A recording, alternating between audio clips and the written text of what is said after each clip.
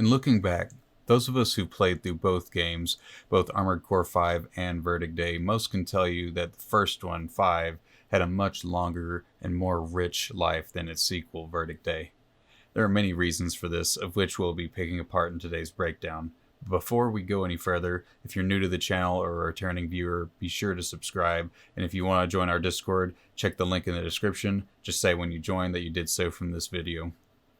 Alright, so as we begin to dissect this topic, one of the strongest reasons I can think of was the full removal of the territory-based conquest system that Armored Core 5 had. For those who are unfamiliar, Armored Core 5 had a map sectioned up. The world map was basically sectioned up, and it allowed clans to fight over control over these territories. And when they did own them, their logo was emblazoned on that, and you could see that basically at the main menu, and it was fairly large bragging rights. Players would also have to regularly defend this territory to keep it, as other people would be invading it to try and take it from them, which kept the replayability high and gave many reasons to keep coming back because you didn't want to lose your stuff. In the sequel, Verdict Day, they removed this system in favor of a rapidly refreshing faction war, which I can only assume was their attempt to try and make it more noob-friendly, where the clans had to pick one of three sides. You had the Vinidae, which was an imperial meritocracy, Sirius Corporation, which was basically the last and the only final standing megacorp, and Evergreen, which were hippies that wanted to regrow the Earth's plant lives, but were basically just eco-terrorists. Clans would fight over and their wins would fill up a winning meter for the war, and once the war was pretty much won, it would reset almost pretty much weekly or bi-weekly later on, and giving no real reason to keep coming back and doing it because the outcomes really didn't matter. Your logo was never seen unless you were like looking at leaderboards, and no one really checked that, and then really just everything you put in was reset every single week.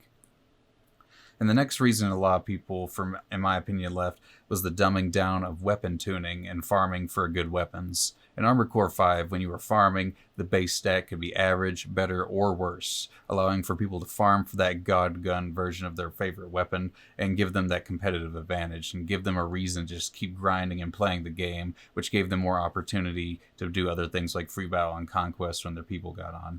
And by removing this feature, the amount of time people were playing was substantially dropped, thereby lowered the amount of time people stayed playing in the game overall because it didn't cross-feed into anything else. Armored Core Verdict Day did add a few new parts and added the retrofitted part system, which basically added different versions of already existing weapons.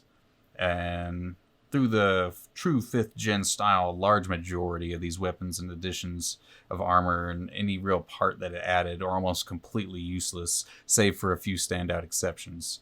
This was likely to be able to say that they increased their number of parts and guns in the game. However, as I stated, most of these were fairly useless and were just padding their stats for the game overall, honestly. And all in all, but a few of the new additions were useless, with only a few people actually just using them to be quirky, in my opinion. There were a few that were useful, but most were not. And people would just use them to try and say that they, tried to use bragging rights, saying that they killed you with a shitty weapon, basically. And all this and a few other minor things combined together with players who had for years relentlessly grinded guns and defended territories. When coming to the new game, they were just met with things being simplified across the board and chose that that was their time to leave. We saw a number of clans dissolved after the first few months or almost immediately upon arrival, and many of them were icons in the previous game. Angelic Rebellion, to name one. There's a handful of others that just either was never as active as they used to be or just dissolved completely and didn't play the game anymore. A lot of people didn't survive the changes that were made, and a lot of people did not see a point in continuous play because it really wasn't. You got your stuff resetted every day, every few weeks. Not many people liked the rank match setup, so it wasn't really a reason to stay because the top people usually just boosted themselves up there anyways. And honestly, the setup in the previous game fostered the replayability was abandoned in the newest game.